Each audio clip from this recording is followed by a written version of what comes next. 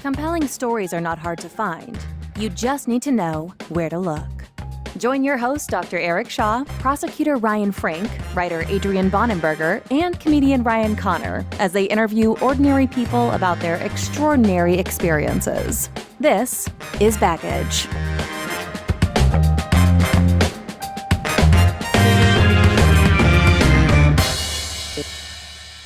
All right, and welcome to Baggage.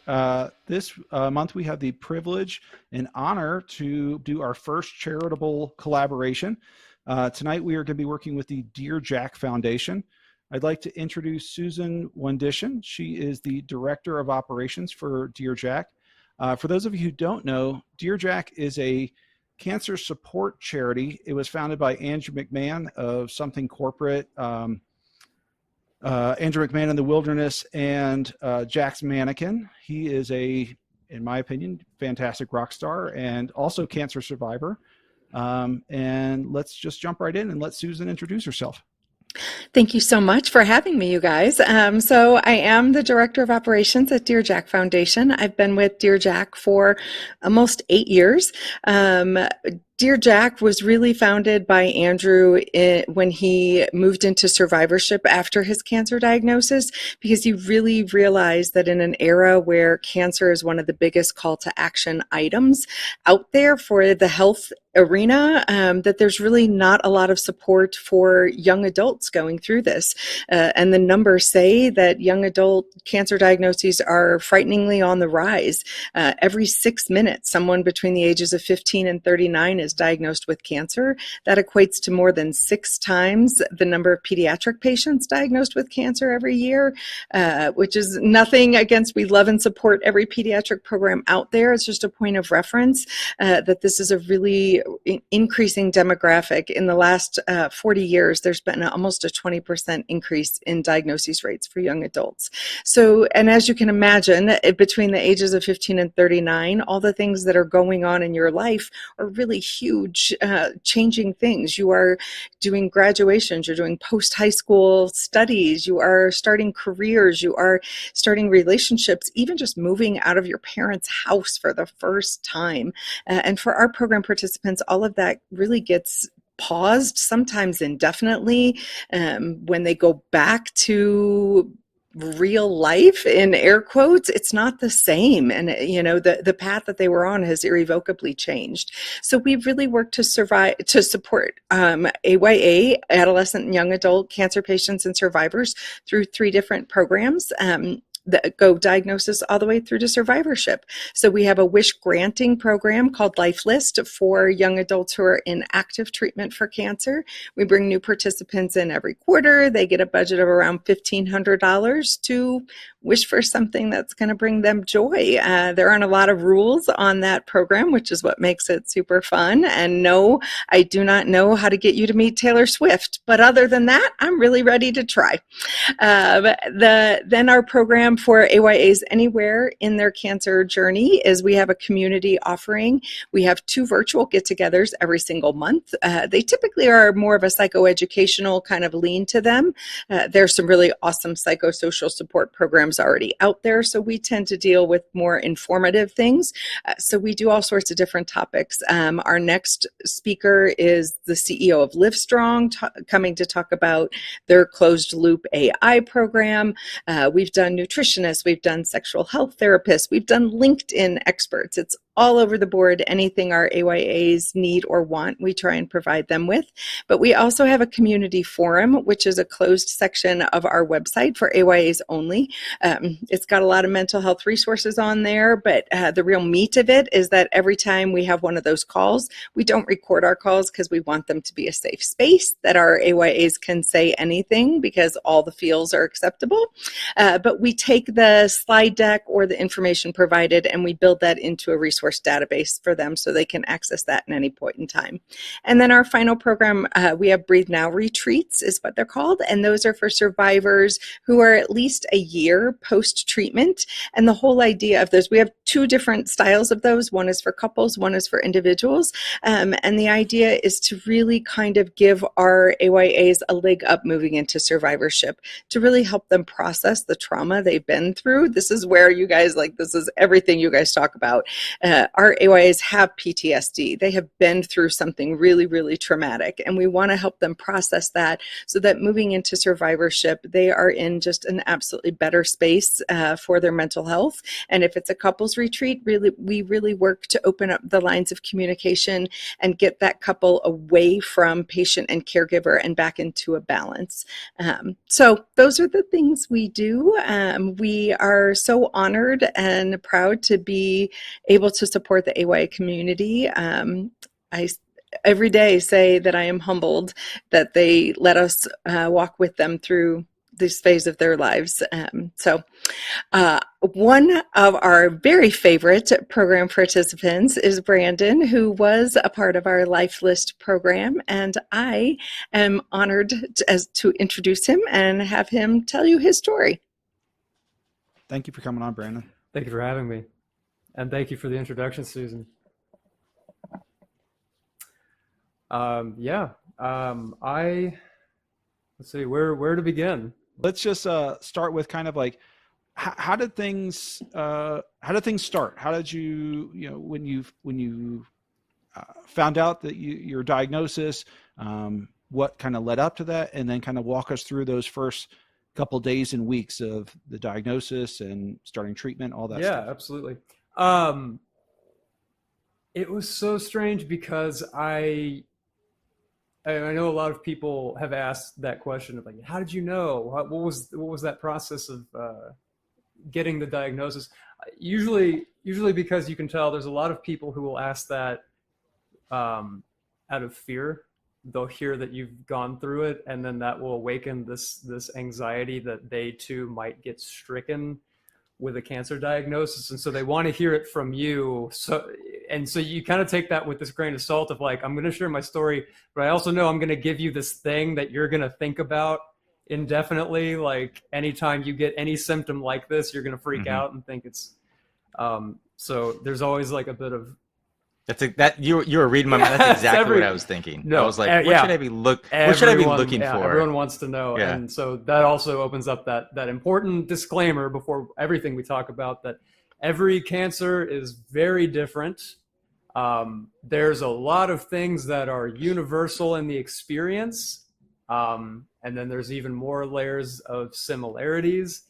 But not only is every person's journey and experience with cancer going to be different, but every kind of cancer has a different narrative around it.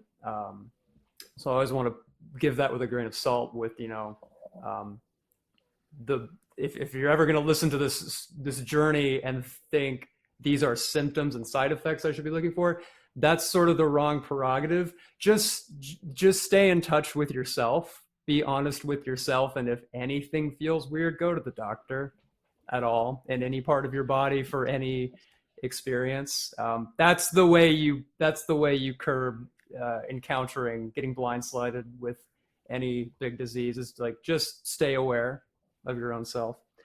But also stay off of WebMD. Oh yeah, it'll make you think that everything is cancer. Yeah. Well, and that it's funny, that was actually there was a certain point where I was, and I'll touch on this. I'll start from the beginning. I really had never been frequently going to the doctor myself, just because I was healthy. I'd never had a lot of medical complications growing up, nor even in my early adulthood. And so I didn't really have that relationship with something strange. I'm feeling something strange. I need to go seek out medical advice. I was an artist through college and out of college too. So like my first jobs didn't come with health insurance. It was like, if you are on death's door, you go to the walk-in clinic to get, Tylenol and antibiotics, and then you get better because you're 22, 4, 6. But I had just started my first office job, and this is around August of 2021. And I just started getting some really weird symptoms out of nowhere. And they were coming out of nowhere. It wasn't like one day I just had a problem that I was aware of. It was like it took me a while to kind of conceive that I was getting ill. Some of the first ones were just exhaustion. And that's a hard one. That's a really hard one to go to a doctor and say I'm tired and be taken seriously. Or just sit with, because that's another thing where like it's so much of our societal expectation for ourselves is out of like this repulsion for laziness. And so saying I'm tired almost always comes with this asterisk of like, but I'm trying to do something about it. I am sleeping. I am trying to eat right. I'm trying to work hard. I'm trying to get off the phone before bed. And it doesn't mean I'm lazy. It's almost like an admission of guilt to say that I'm frequently tired. It's like it should always be your fault if you're frequently tired. But that was really like the first thing was I just kept getting exhausted doing bare minimum stuff. And then I just started getting some weird joint pain. That at least got me to see a lab technician to do a blood panel, and they said that I had an elevated rheumatoid factor. So the amount of healthcare access I had at the time, the thought was I was just getting some early rheumatoid arthritis symptoms, diet, exercise, and rest. Tylenol if your joint pain keeps getting worse. And that was bad because I really wrote it off as that. I hadn't had that relationship with my body and with the medical system yet to know to advocate for yourself and fight for yourself and know that sometimes the initial vetting process might get it wrong with whoever's seeing you. Because then later in the year, I started having weird joint pain. And this is one where I do try to tell people, I'm like, if you experienced this, you should absolutely go to the doctor and say you might have cancer. Because this is a very, very weird phenomenon that not every other leukemia or lymphoma patient I know has had this. But I started getting what I called traveling bone pain.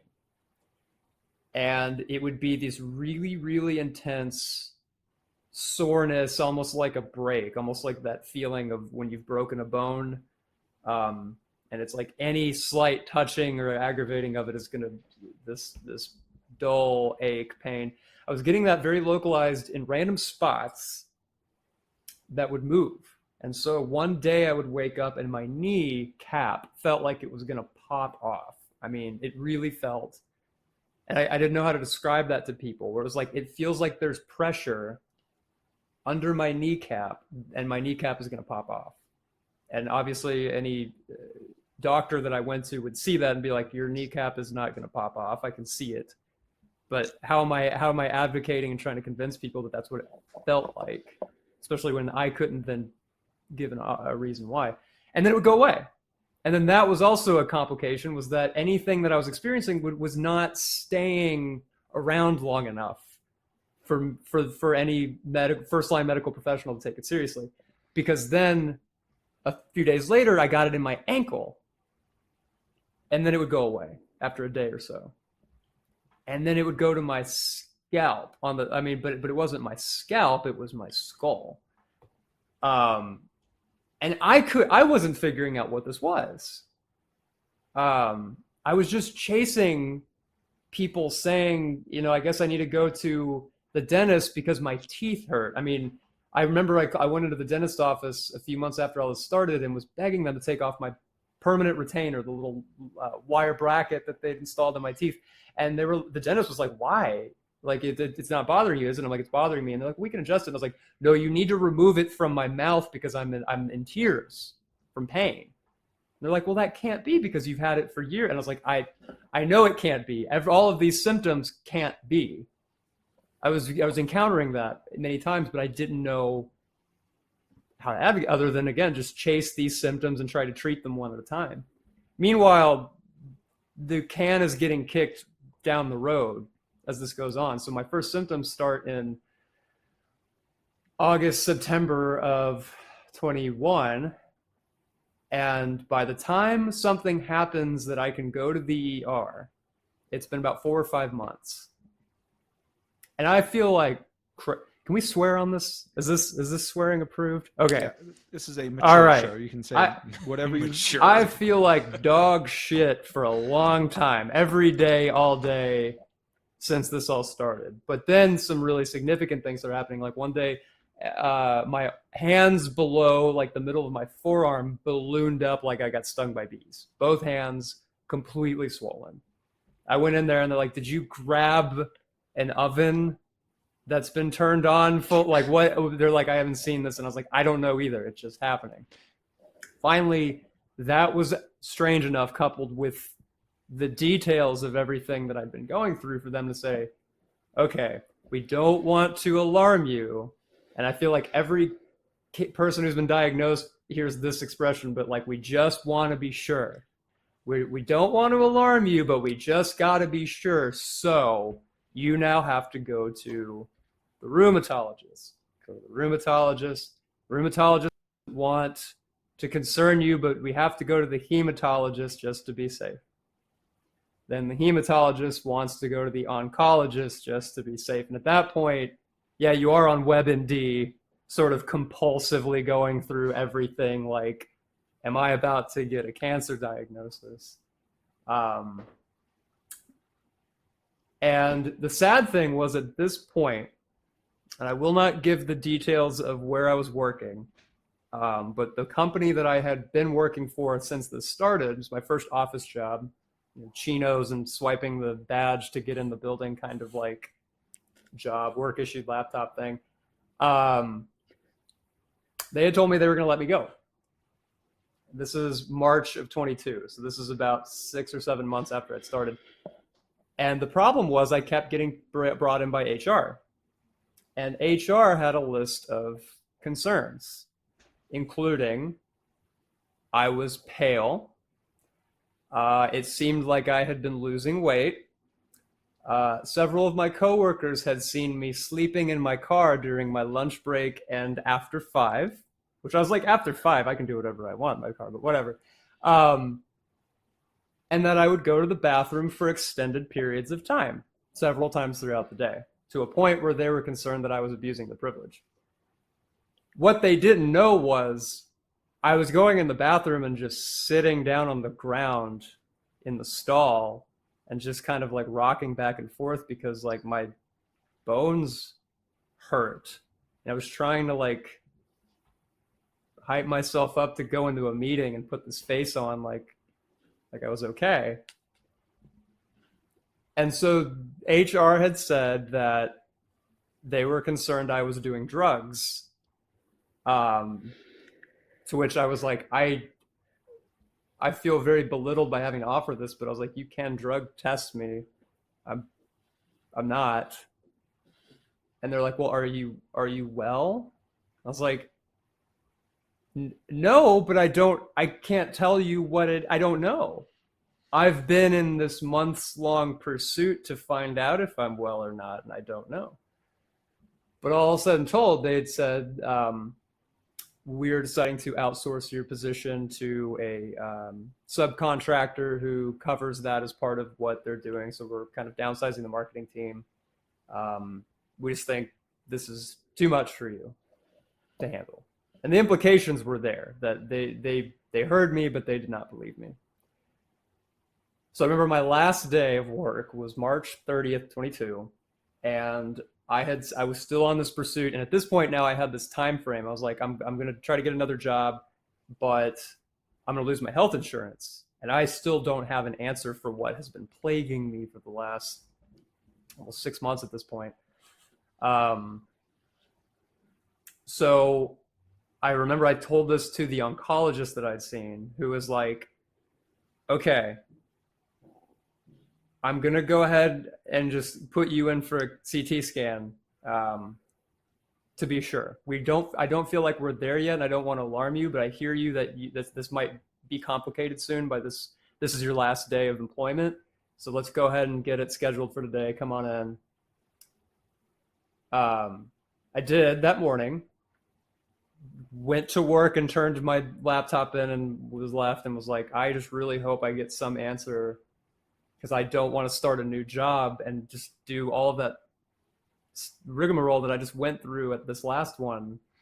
Because I felt guilty. I really was buying into this idea that like if it wasn't just showing up as if I was a drug addict and being perceived that way, I was still being perceived that way. So that doesn't make one feel good as far as a sense of self-esteem or work ethic. Especially because a lot of people's self-esteems are directly tied to their work ethic. So I remember I did that. I got home. It was a Friday, and I got a call from the office, and it was a Friday, and this is at about 7:30 in the evening. And I did not think the results would be back yet. And it was the tech. They were like, hi, normally the process is that we get these to somebody to interpret and see and everything, and a doctor is going to reach out to you to have a consultation with what the results look like. But she was like, I called one of the doctors after hours, and he told me it was okay to tell you this. You need to go get a bag and go to the ER right now. They're like, if you really, really have to, you can go tomorrow morning, but you cannot wait till Monday. Because I'm looking at this and I see she's like, I'm not supposed to use this word, but you are riddled with cancer. So I didn't just get like the sort of like movie talk where the doctor comes in and is like, sit down. You may want to sit down for this. I'm so sorry. And then you sort of like zone out while the word cancer echoes as you stare forlornly out the window. I didn't get that. I had a tech calling me saying, you need to go to the ER right now. You have so much cancer, you're about to die. And it's crazy because for so much of that window, I think that was the point I like dissociated. Because from that phone call for months afterward, there's a lot of haze. And I'm sorry again. How old were you at the time? I was 28. I had just turned 28. So this is such a stupid technical question. No, by all means. I ask those all the time. With your insurance stuff, did you have the opportunity to get like a COBRA or some sort of like supplemental insurance? I had to. Or was it like it just? Yeah, no, I had to. Okay, at least you had something there. I'm just thinking. Yeah, no. Thinking worst case scenarios in my head. Yeah. What state were you? This is Texas. This is all taking place in Dallas, Texas. Texas. Okay. So yeah, that was. I remember trying to figure out like how do I mean, just like seconds later, feeling that like putting together, I have to go to the ER. I'm about to die, according to this person I met this morning. So then I have to like walk in the door and tell my girlfriend at the time, like, hey, you know that worst case scenario that we like haven't been addressing because we were staying so optimistic about all the. I was like, so it's not only that, but like we have to go to the ER right now. Can I ask yeah, absolutely. With because you started by saying the first indicator was the rheumatoid factor was high, right? And I know that can indicate like autoimmune things, but I don't really know much about it. Is there more you can say about like what that can indicate and like where cancer usually starts? And if you have I can speak this specifically to what I know through my experience about leukemia. Again, with that big asterisk that every cancer, every diagnosis of cancer, and every experience with cancer is a little different. But the thing, as I understand what was happening, was the gene mutation that I had was causing broken white blood cells to manifest in my body, in my system, in my marrow. And if that happens on a occasionally level, your immune system is supposed to recognize that this white blood cell, which is obviously responsible for fighting infections in your body, this is broken, I'm going to kill it. And your immune system does. Like an infection, like any other problematic thing, your immune system sort of gets rid of a broken white blood cell. But with leukemia, your body is not clocking these broken white blood cells and not getting rid of them. And so you're getting an accumulation of non-functioning cells. And when those would build up in parts of the bone marrow, you would sometimes elicit a inflammation response to try to address this proliferation of this inordinate amount of dead non-functioning cells. And that was where you were getting this like like you said, autoimmune like response to the accruing amount of cancerous blood cells.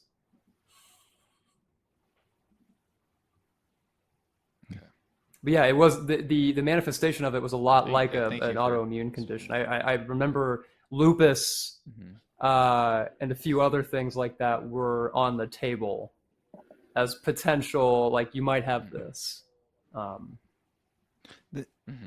There's a lot of overlap with these diagnoses as far as like the initial presentation. So a lot of them are fatigue, joint aches, weight loss, fevers. And so a lot of the autoimmune stuff can look very, very much like cancer and vice versa there. Also, just thematically for young adults, this is a real problem that a lot of them encounter, that they are diagnosed with stage 3 and stage 4 cancers because it's been such a long time that their initial symptoms, no one thinks like, you have knee pain, well, you must have a sarcoma. I have a new patient now who's 19 and has a terminal diagnosis because her brain tumor she was told for months and months and months that it was anxiety and like she needed to see a therapist. So thematically, that is something we hear over and over and over again. And it's it's really impacting the survival rates for young adults and the recurrence rate for young adults because they keep having their symptoms kicked down the road like Brandon did. Dismissed. Dismissed. I remember that first night getting into the ER and them saying, I was getting received by triage like ER nurses who are they're a different breed. They're not, the bedside manner is not the point. The like difference between life and death is the point. And so one of them came in and was like freaking out at me at one point. She's like, you're septic. Why didn't you tell me you're septic? Like, we need to be starting a round of like antibiotic or something. And like, I would have put you on morphine and something.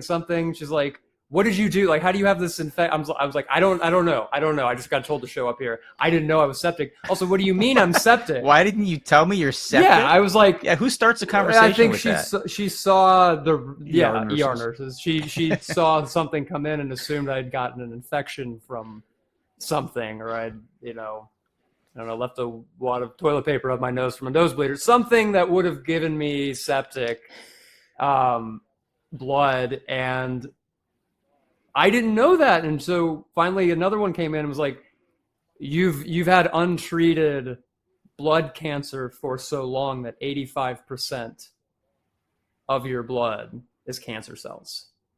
Oh my God. That's yeah. Like, I don't know anything about cancer. I don't know anything about medicine and diagnosis percentages.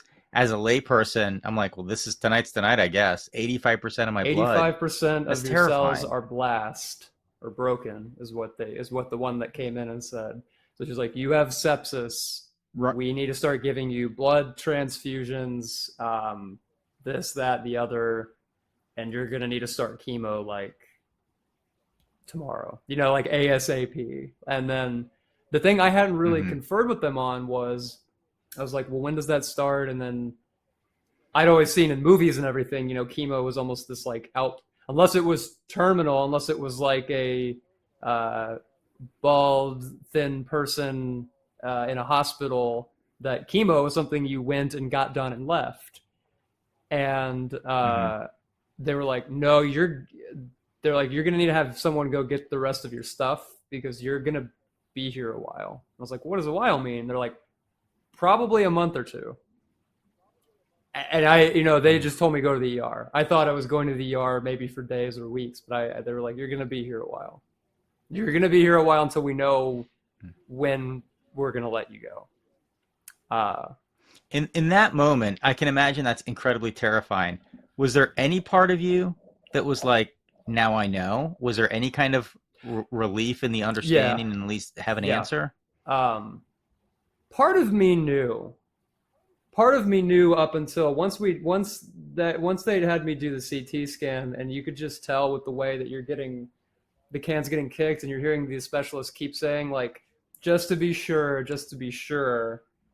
I think someone at some point had clocked that this was pretty serious, and that I needed that the suspicion was this. The funny thing was that up until the CT scan, there was two thoughts. It was either leukemia, and that was it might be cancer, but like we don't want to assume the worst, or it could be this really, really weird disease called Felty syndrome. And it's so funny because you look at it and it's just this weird disease that got named after a physician in the 1800s or early 1900s, and all of the symptoms are that of someone with leukemia. And so I remember them being like, you may just have Felty's syndrome. And I remember looking at it and I was like, these people just had cancer. Like this isn't. I was like, what was the last time you've seen someone diagnosed with this? And they're like, well, it's really, really rare. It's like 1 in several 100,000. I was like, I remember when that came up, I looked in the mirror and I was like, I've got cancer. Like this is going to be cancer. But okay, let's just make sure I just don't have Felty's disease.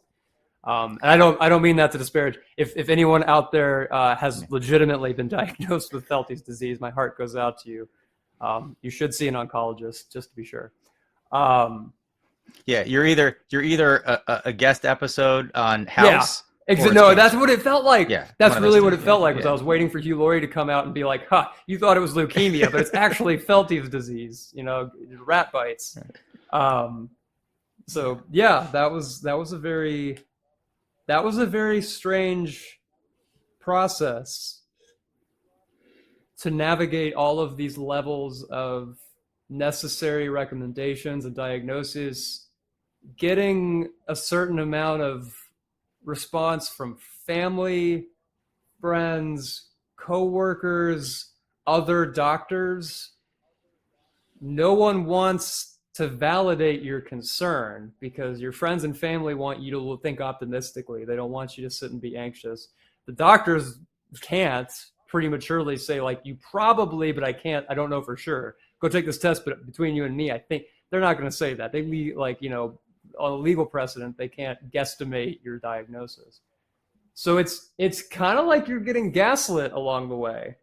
You feel this, something's wrong with you. All of the signs in the way that you perceive your body are telling you something that the whole world is reassuring you that is not the case. Until it's unavoidable. Until someone finally breaks the levee and says, no, this is cancer. You are now one of those people who has cancer. Like, that's your identity now. That's a part of who you are. You're that chosen few. Here's your Hogwarts letter to cancer,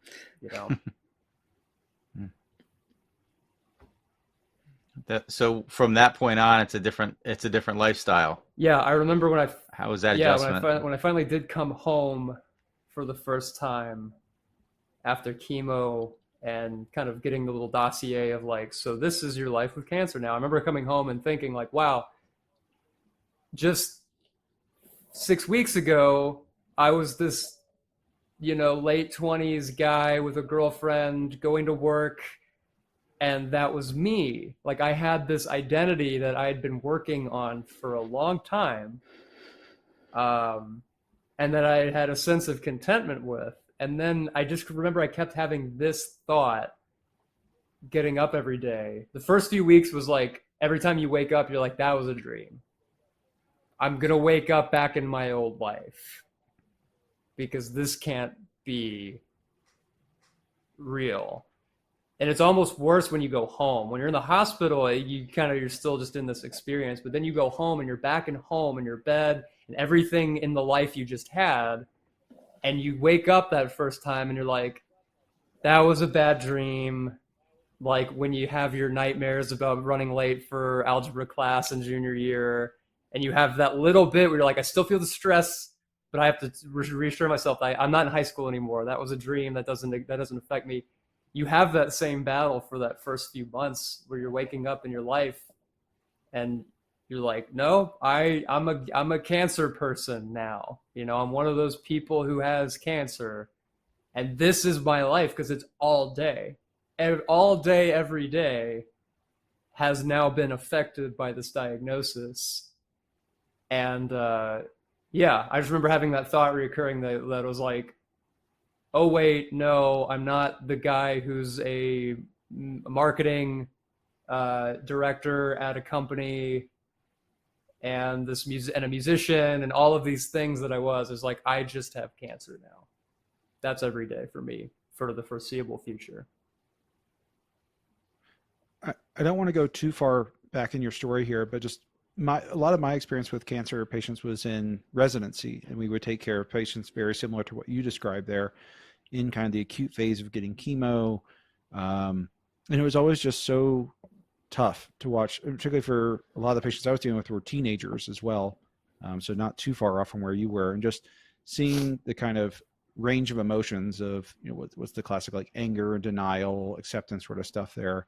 But seeing these teenagers, particularly with like terrible mucositis and losing their hair and going through all these emotions while dealing with all the physical symptoms on it, was always very, I don't want to say jarring for me, but very hard as a physician to work with there. Can you talk a little bit about your time in the hospital? Yeah, absolutely. I remember that I've always sort of tried to endeavor to be kind, charming, charismatic, approachable. I've always wanted to mitigate that if someone has got to interact with me, I'm not going to be an asshole. You know, like I don't want anyone to walk away being like, wow, I burnt energy or had my patience tested or just had any negative impact by having to be around that person. I was like, bare minimum, I think that's an okay thing to aspire to. And all of a sudden, like my 24 hours a day are being intruded upon. I don't want to say intruded, but you know, like involves. No, that's very accurate. Yeah, to some degree, because yeah, I'm now, I have an IV in my arm. The hospital is not a restful place. I have an IV in my arm that suddenly becomes a port, and you're plugged into this machine and you can't leave. You know, if you really try to like break out, you can grab your IV pole and maybe walk around the floor. Or if you really make a stink, they might like let you out in the court like prison. But you're generally stuck in this area, and you're not allowed to be unsupervised. So for weeks, you go from being, especially if you're an introverted person, you go to like someone is talking to you, checking up on you every half hour forever. And I mean forever. Yeah, you're right. There's no sleep in the hospital. There is no sleep in the hospital. It's one of the biggest things I try in any capacity to advocate louder whenever I do talk to any medical professional. And they also ask me like, you know, what are some of your reflections about that? I was like, there needs to be more work done to reconcile the need to treat this person like a lab rat, where they are checking your heart and your oxygen and your blood hourly intervals, with the fact that none of that improves if you're being checked in hourly intervals. Humans need 8 hours of uninterrupted sleep. And if you're just freshly diagnosed with a terminal illness, and heaven forbid, like just starting chemotherapy, you need to let people sleep. They really bank on the precedent that you'll be so exhausted that you'll be asleep while they draw blood from you, that you'll be so exhausted that they can put needles in you and you won't wake up. And I was like, that's terrible. That's really bad. And I was regretful that how often I had to rely on like really cool, nice nurses to be like, oh, you need, like, we'll give you 5 hours of sleep. We'll let you have 4 or 5 hours of uninterrupted sleep because you've been so nice. That's just, yeah. One of the patients that stands out to me from residency was I think she was about 15, and she had ALL. And me and my med student were always in there at like 6 a.m. doing our kind of rounds and checking on her. And then we'd come back through around like 9 o'clock and do 4 full formal rounds. And then I would check on her in the afternoon. And I'm pretty sure she hated my guts. It wasn't you. It wasn't you. No, I'm sure. She hated what you had to do, the role you you existed in her life. Yeah. She had the worst mucositis I've ever seen in my life. And like, she was having just like intense hematochezia and all this stuff. And, you know, then I moved on from that rotation and I came back a year or two later just for something else or an event. And I saw her again, and she recognized me and I didn't recognize her. And she came up to me and she's like, Dr. Shaw, like, you remember me? I'm like, oh my God. And I almost broke down, and she apologized to me, and that broke me. That really broke me. And she was like, I was so mean and rude to you. And I'm like, no. Like, this was one of the biggest moments of your life. And like, I'm sorry I had to be a thorn in your side throughout this. But that still stands out to me. It's like one of the hardest moments of my residency was seeing her again afterwards, and her being gracious and me thinking that she just truly hated me. And I felt always so bad for not letting her rest and bothering her. I love that you got to have that reunion, truly. I'm sure that was equally meaningful for her because you had seen her at what she was perceiving to be like some of her worst.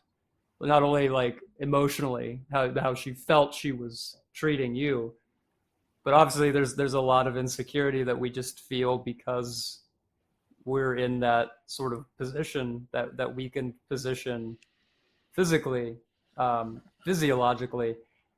And so I'm sure that was cathartic for her, for you to see her healed and to get to apologize like that. So that probably really made a really big impact. So you're out of the hospital, you're getting used to this new reality of your life. Kind of pick things up from there.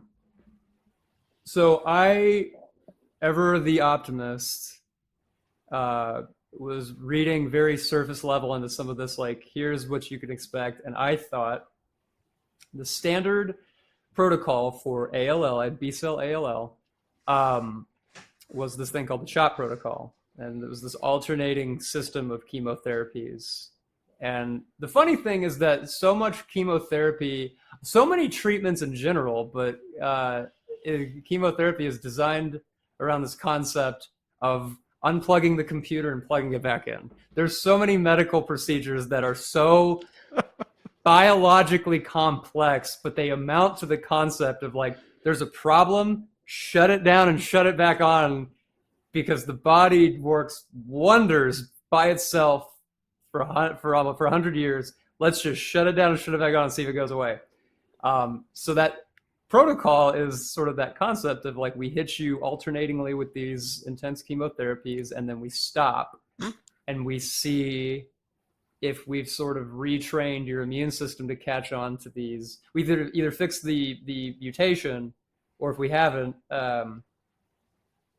I believe that the principle is that the immune system is now more trained to catch the buildup of cancer cells.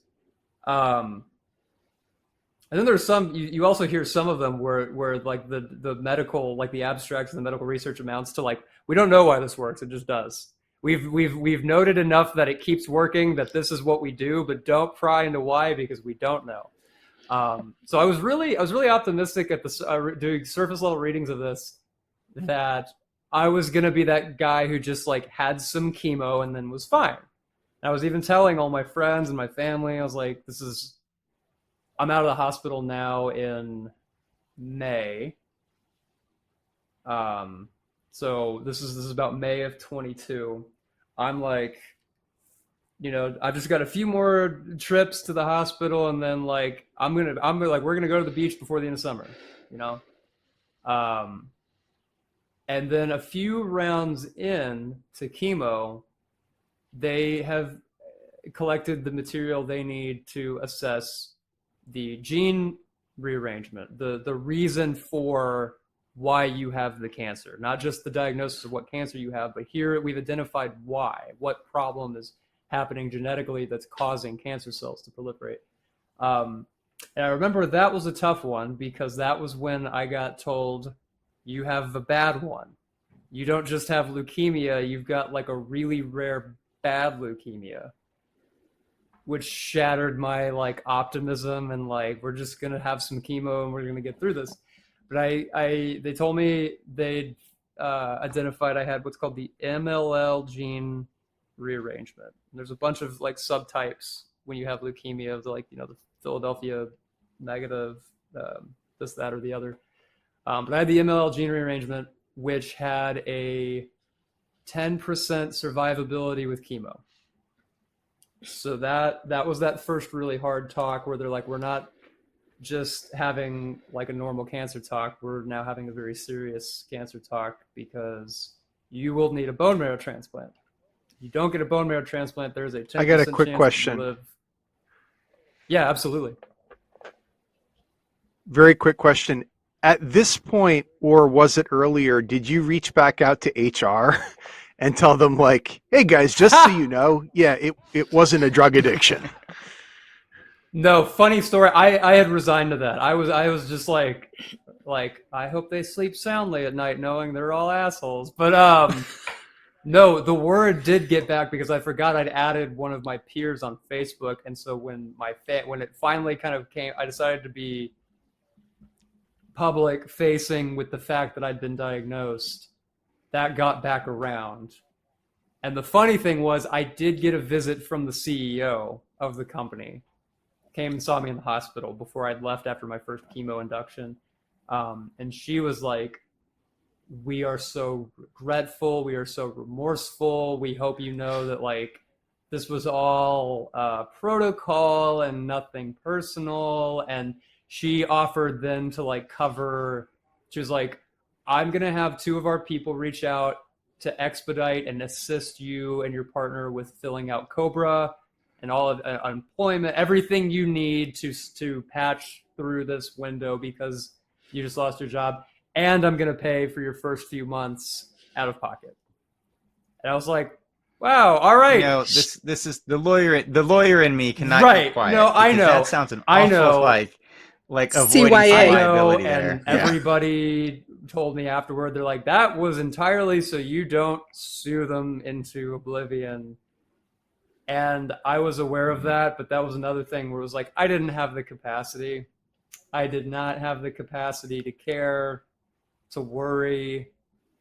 I really hoped that, because more than money, more than compensation, more than anything I would ever really want was simply that, wow, I hope your foot is so far shoved in your mouth that you don't ever do this again, especially as a CEO, but even everyone that was above me in positions of leadership and management.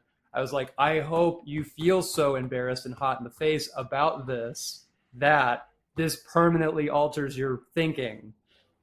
And that not only do you not do this again with anyone else, but that if you find out any of your other peers or friends at other companies encounter this, that you're the loudest person advocate. Like, if they don't have like heroin pockmarks on their forearm, to give them the benefit of the doubt.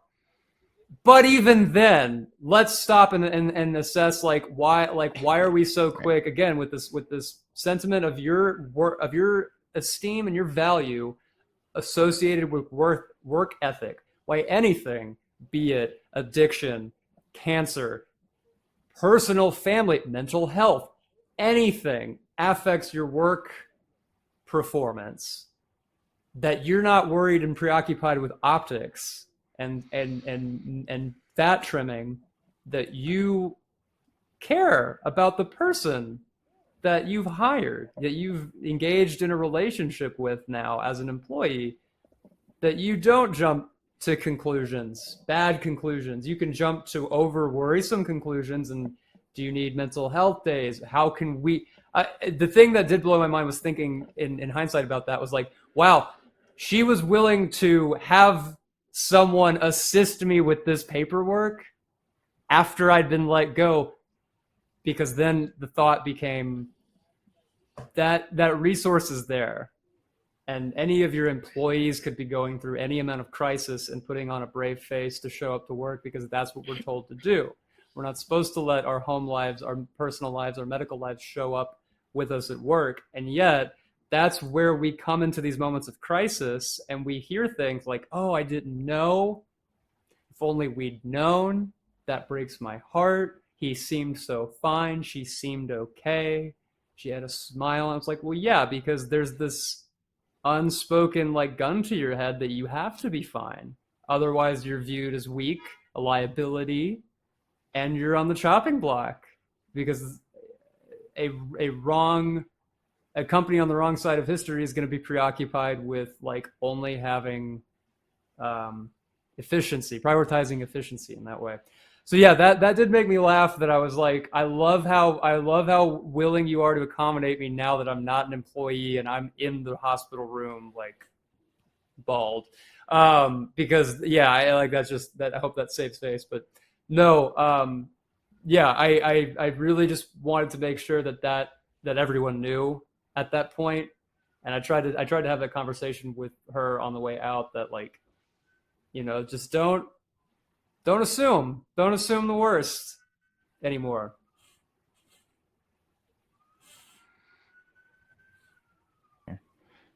So you get diagnosed. How long? Obviously, you know, you're on this podcast today, thankfully. How long is that whole process? You get diagnosed, you get the terrible news. How long was this your world? Is it still something that you basically is part of your world now? Yeah, I would say it is. I would say there are a few kinds of cancers where if all goes well, you can close that chapter and put it on the shelf and be done with it. They even have some of the ceremonious, like ringing the bell things. And I remember at one point realizing somebody was just like, "Oh, you don't get to ring the bell." I was like, "What do you mean I don't get to ring the bell?" And they're like, "Well, that's for when you're done with treatment." And leukemia doesn't have stages, because stages are relevant to metastasization and like the spread of the cancer. But when you have blood cancer, it's all over you already. So you just have varying degrees of severity with your leukemia. And then when you're done, there's ideally a something like a new scaffolding internally, medically, that's keeping it in check, in remission, in perpetual remission. But it's not a tumor that gets removed or goes away. You just have a new sort of jury-rigged internal system that's keeping you from dying from infection or building up and causing problems. So you get to use the vernacular, I'm blank years in remission. But you're never cured, and you never beat it, and so you don't ring the bell. And I remember being like, that's bullshit. Like, I was like, of course I get the like one you can't beat, like you can't win anecdotally. Anyway, Get your own bell. Just bring your own bell in there. Everyone said, yeah, they're like, you got to find your own bells to ring. And I feel like that was also a beautiful life lesson to pick up along the way. Mm-hmm. One of the big problems with treating particularly leukemia and doing chemotherapy is it's for all intents and purposes controlled poisoning. You're killing off all these rapidly multiplying cells, which is why it hits like your hair, your guts, your mouth, all these other things there too. A lot of them do long-term damage as well, and so they increase your risk for other cancers down the road. Yeah. And so yes, they might fix you now, but long-term there's constant maintenance and constant things that they're looking for. And I'd like for you to kind of go more into this too. You said you had a bone marrow transplant. That has its own set of issues that kind of come along with it too, because you now have a whole new immune system. Can you talk more about what things have looked like after that? Yeah, absolutely. So you'd asked earlier about like what the timeline was. I would say I got diagnosed April 1st. It was the greatest April Fool's Day prank. Was the official AM I got admitted and got the paperwork in with the word leukemia. I was doing the CHOP protocol of chemotherapy for about 5 months. You'd go in for a week and then take about 3 or 4 weeks off to recover. And then about the time you'd recover, you went in for another one. And then I was very fortunate to have found a 10 of 10 match, very close genetic donor for a allo stem cell transplant, bone marrow transplant. And that happened on September 9th of 22. So about 5 months after the initial diagnosis, and the urgency because of the discovery of the MLL gene rearrangement was there. In fact, there was a big fight with my family because I was in Dallas, Texas, and the sort of colloquial premier cancer research center is in Houston, MD Anderson. And so I had a lot of close family members who were like, you need to just do whatever it takes to go to Houston. And me and my partner at the time had to really have these intense discussions about, well, what does that look like? What that looks like is applying to get a consultation, to have my stuff transferred over there, to go through a lot of the stuff we've just gone through again, and maybe they do something different. Maybe I get a different quality of care, but maybe I do something different, and maybe not. Maybe I'm just starting this whole process over to do the same thing again, just under a different supervising team of doctors. So we brought it up with my oncologist, and he had actually worked there for a while, but then he'd been at Hutchins, Sloan. He'd been at a lot of the very big cancer centers around the country and was well regarded in the blood cancer community internationally. And he said, I would normally say, by all means, find the place that you feel the best amount of comfort with, the most trust in the team and everything. But I'm also going to give you this caveat.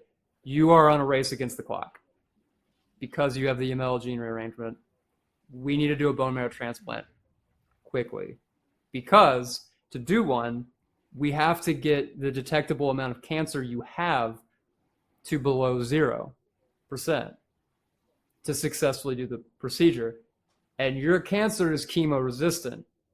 So every bit of leeway you give your cancer is putting off the one procedure we know might actually save your life at this point. Your chances go from 10% survival to like 60% survival. As a quick caveat, just to add to what you're saying, your analogy of turning things on and turning things off is very apt with this one. And with the bone marrow transplant, it is the extreme turning things off. Yep. It is like, we are just going to turn your immune system absolutely 100 completely off, and not just turn it back on. Swap your hard drive out. Yep, exactly. That's a great analogy. Yeah. So yeah, by September 9th, I had the bone marrow transplant, and everything went great as well as it could, except for the last problem that could have happened, which thankfully did not interfere with the bone marrow transplant itself. It just made my life a living hell. Was that the day I got the stem cell, the donor cells, which is, you receive it like a blood transfusion. You go through hell week of radiation, TBI, where they put you in the machine, and instead of targeting a tumor localized, they hit your whole body for for about an hour twice a day for a week. And that sucks. Like that's not fun, because that's where you start to really get the like mucositis really bad. I mean, you're getting irradiated. You're getting, you look at like survivors from Chernobyl and like survivors from the reactor in Japan, and you start you weighing out these experiences of people who have had severe radiation poisoning, and then you're like, that's actually what I'm getting in a controlled non-lethal dose. I'm irradiating myself. So you get to the end of that, and then hopefully all of your marrow is completely cooked, so that when they give stem cells, it will grow a new immune system mimicking your donor inside your bones. And I remember thinking, something's off about this, but I was so tired and so just ready for this to have gone well that I didn't really voice my concern. But right after I got my transplant, they came in and said, okay, you get to order off the secret special transplant recipient menu from the hospital's kitchen. And it's a nice little placard with like made out to look like a little fine dining like menu. And there's like 3 things on it. And it was like, one was surf and turf. It was lobster and steak. And I remember looking at it and being like, I don't think I'm supposed to have this per the documentation of food types I'm not allowed to have, like shellfish and red meat, not well done cooked red meat, because the option was like rare, medium, well done. I was like, I don't think I'm allowed to have that. And then they were like, well, it's your big day, so like don't tell anyone, but you can have it. And I, for some reason, was like, great, let's do it. But I should not have had that, because I still was not supposed to have rare, medium, rare cooked food. Because about a day later, I got the nurses come tell me if I'd been having some stomach problems. This was about 24 hours after the bone marrow transplant. That week after you get it, you're on a journey to what's called your nadir, to when everything shows that it's completely non-functioning, and it's about the time where engraftment starts, where they're starting to see the measurable amount of blood cells coming back up, as in the body accepted the transplant and that this new bone marrow tissue is generating your donor cells. And so I'm coming up on my nadir, and they're like, have you had some stomach problems? I'm like, I absolutely have. Why would you ask?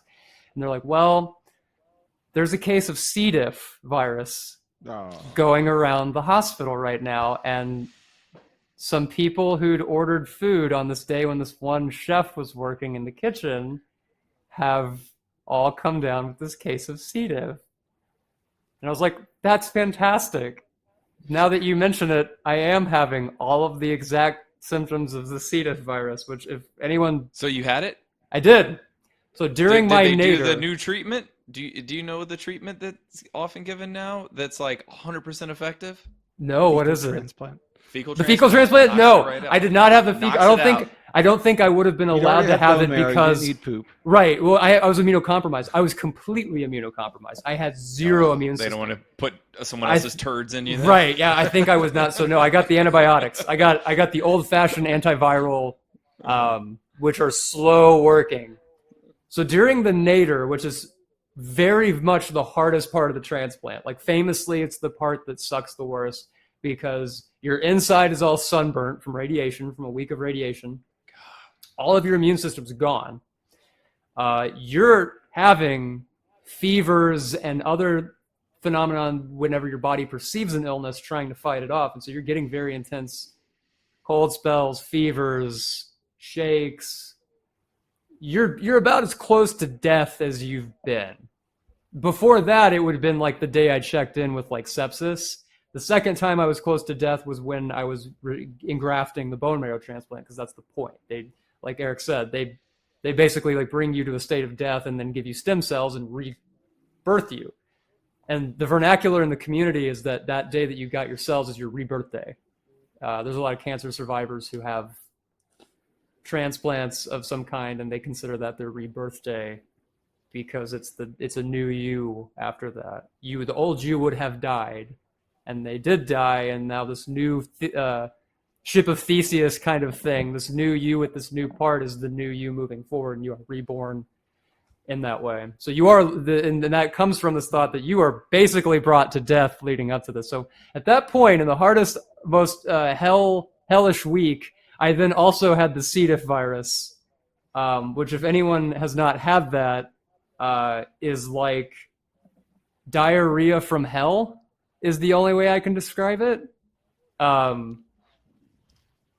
You lose all, like, bad cases, you like lose function of your bowels. You'll just start going while you're sleeping. And it's famously disgusting smelling. It's got like a sweet, sickly, it's a thing you don't want to ever have. It's terrible. But I had that on top of being in the worst week of my bone marrow transplant. I do remember there had been so many points through that journey where I was like, I'm patting myself on the back for my will to live and endure. And I remember there was 2 days during that week where I was like, I hope I die. I'm ready. I hope this doesn't work, and I hope this kills me so that none of my family feel like I didn't fight, because I can't just do it myself. I just paid $500,000 to have a bone marrow transplant to beat cancer. Like, I can't off myself now. I'm in it. But I hope I don't make it through this, because this is such a grueling, constant state of affairs. I would watch these scenes from movies like Shawshank Redemption, when Andy gets thrown in solitary, Deadpool, when Ryan Reynolds gets put in the vat to get his superpowers, and they like lock him in the pain chamber for a weekend.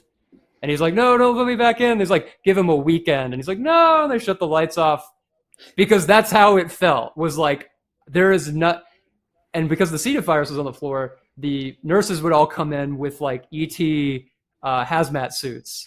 So I was getting virtually no human interaction, virtually no physical interaction. My partner had to go home. My family couldn't come in because my room was contaminated with spores from the C. diff virus. So I was in isolation going through hell. And I remember that was the only point when, sequestered by myself, all I could do, I woke up and my bed was soiled. It reeks. I feel like dying. I haven't eaten food in days. Water hurts to physically get water down your throat because of the mucositis.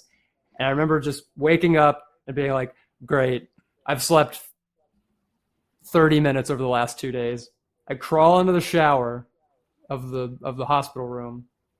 I'd run, it was like 3 a.m. I'd rung the nurses and no one had answered. So I was like, eventually they'll come, but it's not now. I'm alone. Crawl to the shower, crawl on my hands and knees, turn the water on. I was like, well, thank God a hospital shower never runs out of hot water. And I just sat there hours in the water. And I remember at that point being like, this is that moment during this cancer experience where I was like, I'm ready to lose. Like, now I'm done fighting. I have no more fight left in me. I have no one. It's 3 a.m. No one's going to answer the phone. My family and friends and partner are all at home sleeping, exhausted, stressed from the last 2 days. And the nurses can't come in. And I am alone right now, and I'm ready to die. Like, I'm just ready for it to be over. And then the dumbest thing happened. My phone fell. No, my phone was sitting next to me because I'd been trying to consider who I could call who would answer at like 2 or 3 a.m. And some water from the shower fell on my phone and turned Spotify on. And the soundtrack from the movie Rudy, the training montage from the movie Rudy by Jerry Goldsmith, like, came on. And I was laughing myself because I was like, this is so stupid. This is so stupid. But the comedy, the cosmic hilarity of that sign, if ever there was one, it was almost because of the absurdity that I was like, this isn't, I can get up and go and keep doing it. I foresee that it will be more days and then weeks of this exact thing, but eventually it'll be over. This is just this is just 3-second clip in my training montage where years later, I'll be on a podcast recounting it about how I got to get out. I got to live. Yeah, I gotta exactly. Tell the story. This is just part of my training montage, and so yeah, that was coming out of that, and then by October, 6 months almost exactly, I was home, and they were like, "You got to come back and get checkups, but you're done until the transplant doesn't work. You're done." I have a question about that because you're talking about, family and friends coming in and checking on you. I think of when I hear a story like this, you have cancer, but kind of everyone else gets cancer a little bit too, because it's just the domino effect of, well, I guess spiderweb effect of affecting everybody else. Can you tell us a little bit about Yeah, if and how it affected any relationships? Oh yeah, I said this a lot, and a lot of people didn't quite I think my dad kind of got it, but a lot of people didn't really understand why I would say this. But I kept telling people anytime it would grace the topic of like, I'm so sorry this happened, I would say, I'm so glad it happened to me, because I would not have been okay if any one of you had this. I can't imagine how hard this is for you, because I have something to do. I have a scab to pick at. I have actionable items to do and endure and experience. And I would be stressed into oblivion if someone close to me had to do this and I just had to watch and just experience it from the passenger seat. That would kill me inside. And I really am glad I've had this in that way, where further tragedies in my life since then, it doesn't faze me. I'm calm, I'm cool, I'm collected. I know generally what to say, what to not say, when to clock the signs that someone needs me to fuck off, and when someone needs someone there but is too hurt or afraid to ask for it. It's given me so much perspective that I'm glad it came first. But I've usually tried to loudly advocate that, like, the hardest person that the cancer is the hardest on the person just next to the person with the diagnosis. There's that concept of I forgot what it's called. Eric, you might know this, but it's the flow of grieving. There's that graph of various nucleus of friends and family, and the concept is that there's a flow of grieving whenever a tragedy happens, where you are supposed to grieve outward and not inward, sort of by general, so that the person experiencing it can talk to their partner. But the partner is not supposed to complain about how hard this is to the person who's been diagnosed. They're supposed to talk to their best friends and their family. And then the family and the best friends should not then be burdening the diagnosee and their partner with how that affects them.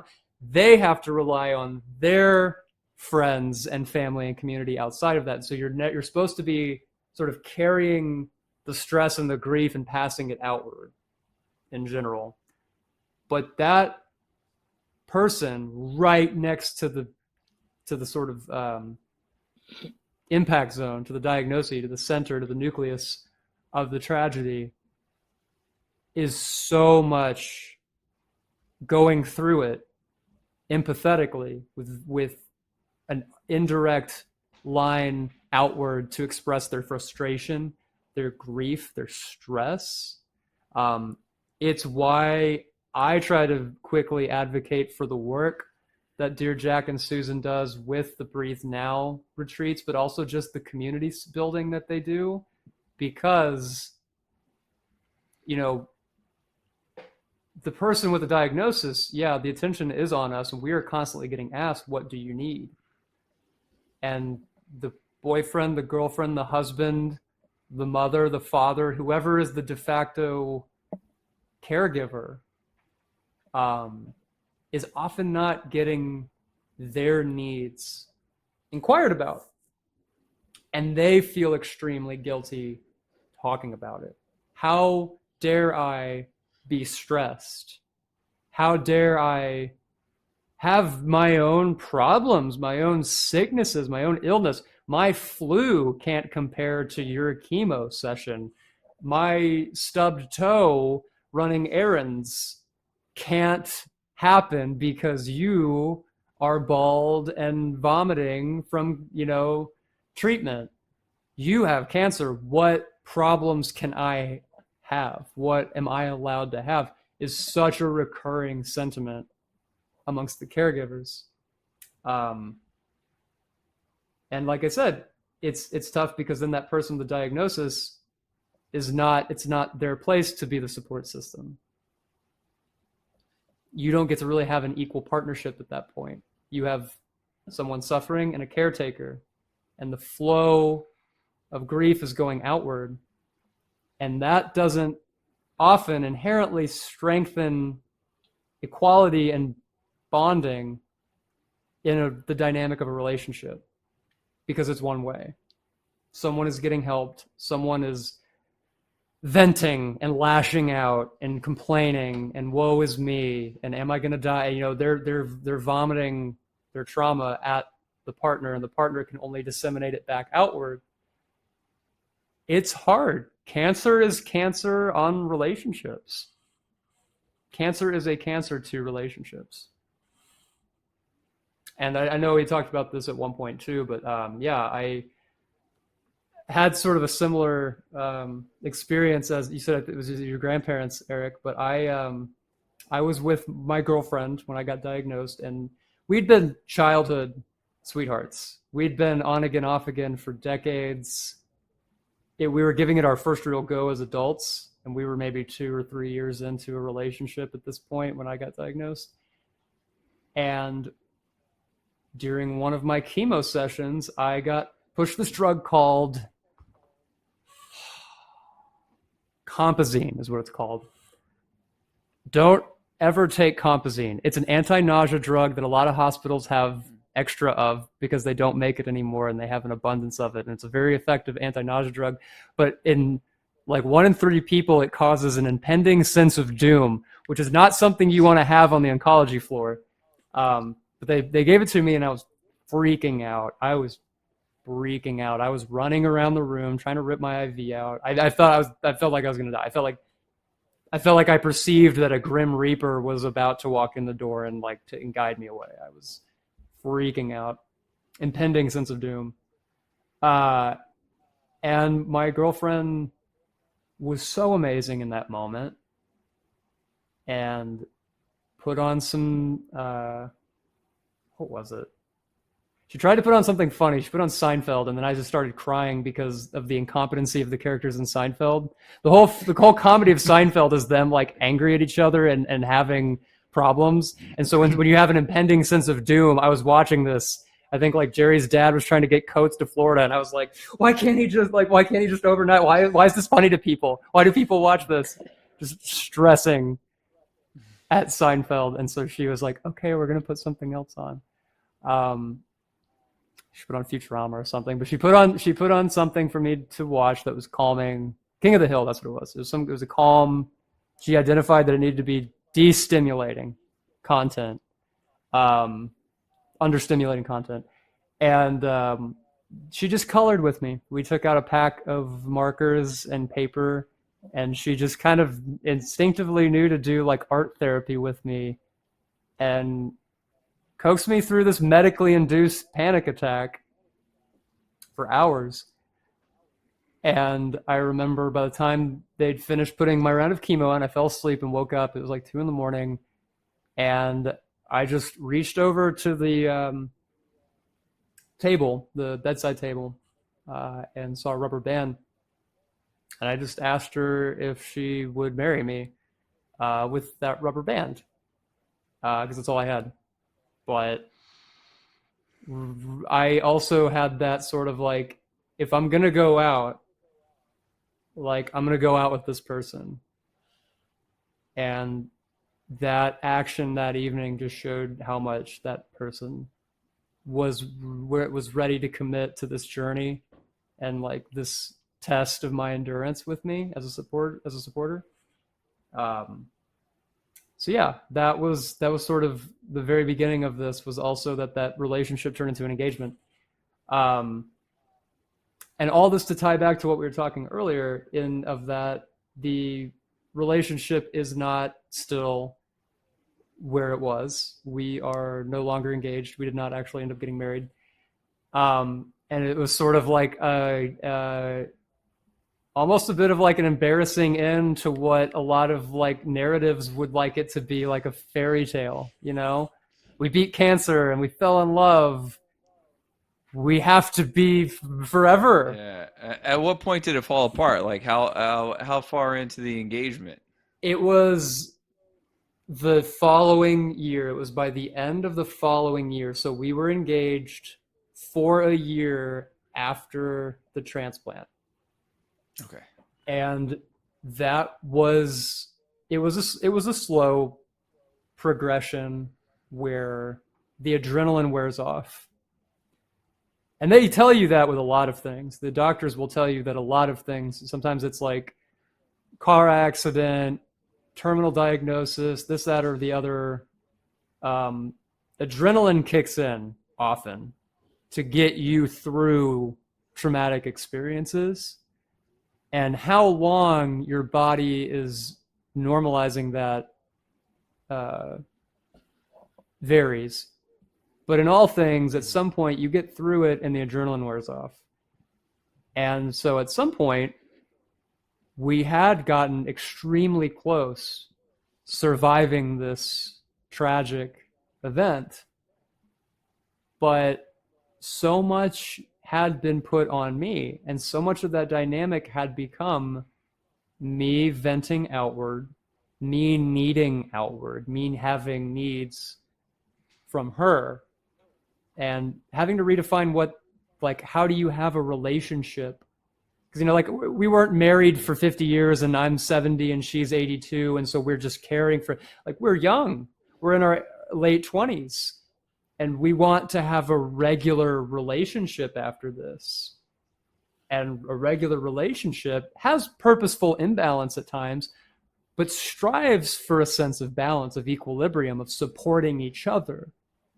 But this precedent has been set that I am in need from this one person. And so that year navigating, how do you go back to normal?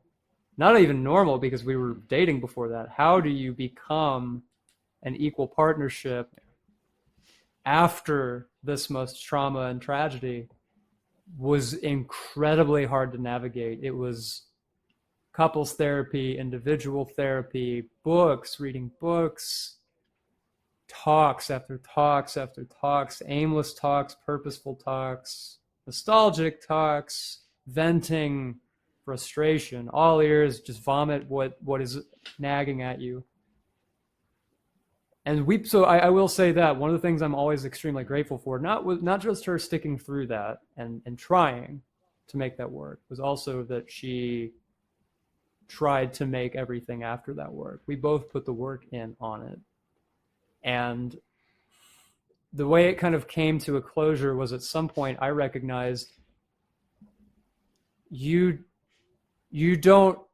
love me as a person in a way. We've known each other for years and we walked through hell together, but you're not in love and excited to do the future together. And that happens. That's normal. That's completely normal. There's a lot of people who have relationships where, you know, it's like friends for a season, friends for a reason thing, where it's like, this was a 2, 3, 5 year relationship, but it's not meant to be forever. that's normal. The problem now is that we've engaged under this pretense that love was bigger than cancer. And so part of that conversation was like, you can't leave, can you? Because then you're the girl who left the guy with cancer. And again, that statistic is, there's a lot of a stereotype of a man doing that, of a woman getting diagnosed with cancer, and then the male partner.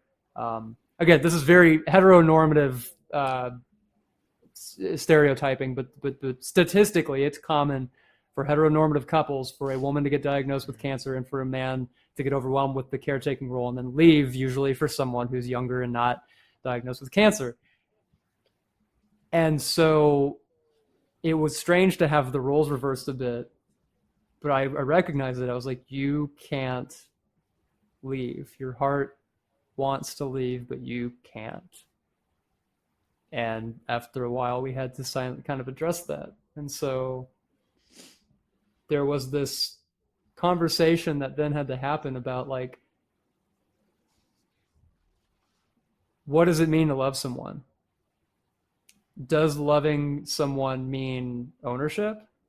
Does it mean that they've said yes to betrothal? Like, or can you love someone like so deeply in your soul, and then, not to use that tired expression, but like your want for them to be happy, your want for them to have a life where they're excited by the things incoming, is greater than your need for them to be with you.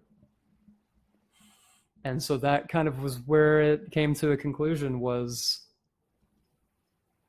it was hell, and we could not figure out how to recover the romantic relationship from cancer. But there was so much love for each other that it was either, stay in prison together, hoping to create like a false or tolerable world in this prison cell together, or just like let them go. What do you need? What kind, do you need a new job? Do you need an apartment? Does the apartment need to be down the street? Does it need to be states away? Do you need to talk to me tomorrow? Do you need to not hear from me tomorrow? Like, what? Finally, I had to ask her, after the camera being focused on me for years now, me being the main character with the cancer, and her being, off camera managing everything as the caretaker. I finally had to be like, what do you need?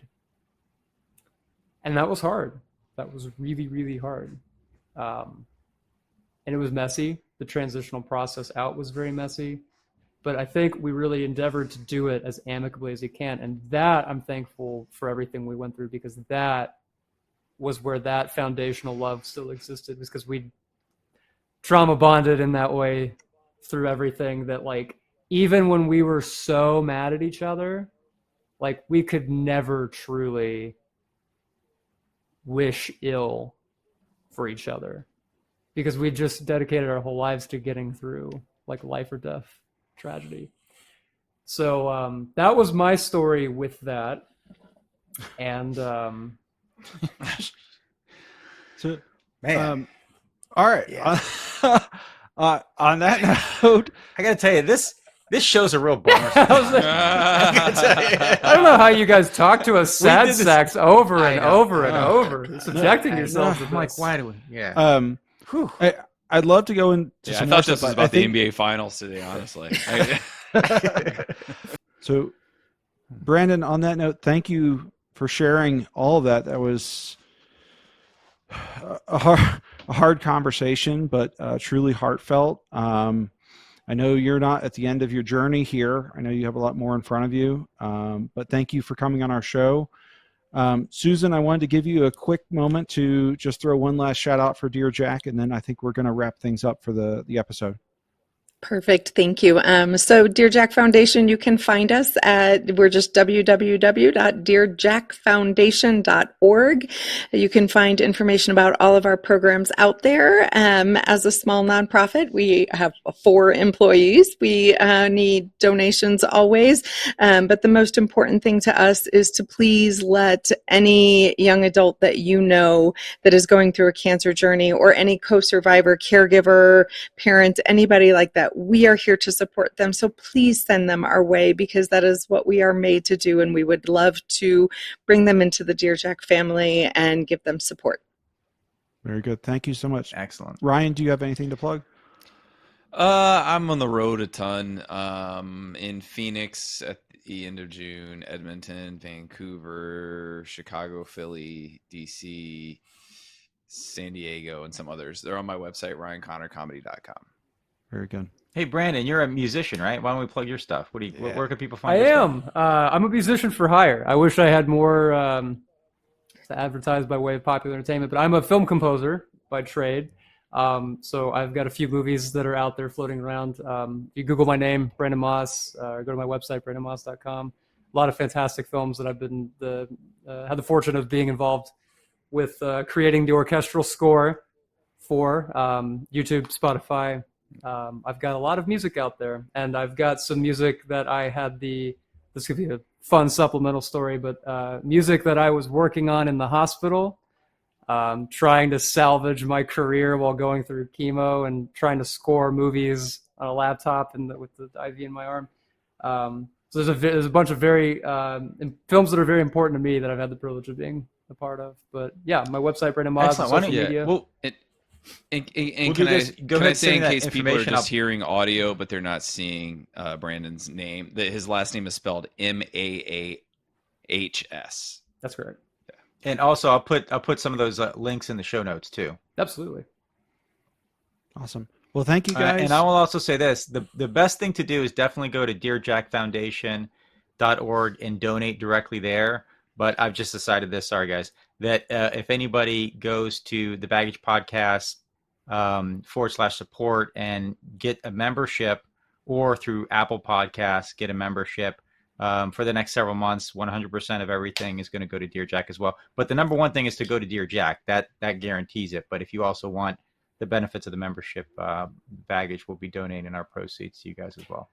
Thank you so much. Last thing, Susan, you guys are still doing the letter program, right? That sends. I have to say that's another thing that I if you have any listeners that hear what Dear Jack is doing and they may not have somebody immediately that's going through cancer, been diagnosed or anything, but they get moved at all by the endeavor. There are plenty of ways for you to reach out and help people. Not just by donating, but Susan. We have our volunteer activation is called Letters with Love. So every quarter when we bring on new participants into our Lifeless program, we ask volunteers to write them personalized notes of support and encouragement. So everyone that comes through our Lifeless program gets an envelope of somewhere between 80 and 100 letters from people all over the country, all different artistic abilities, ages, everything, just sending them personally. We give just a little bit of information, like Brandon is a musician kind of thing, and his wish is to perform with his band, and then people will write specific notes to them. To date, our program participants, 96% of them have said that it has had a significant impact on their mental health, and for a group that more than 50% of them say that when they needed mental health supports, they did not get them. It's really a powerful It is not thing it is that not volunteers inconsequential at all. I mean, absolutely. Like, donate if you have the resources to, and if you don't but want to be involved, that I can't stress enough is so impactful on people going through treatment. Amazing. Excellent. Love it. All right. Well, thank you guys for listening, and we will see you next time. All right. Thank you, Thanks, guys.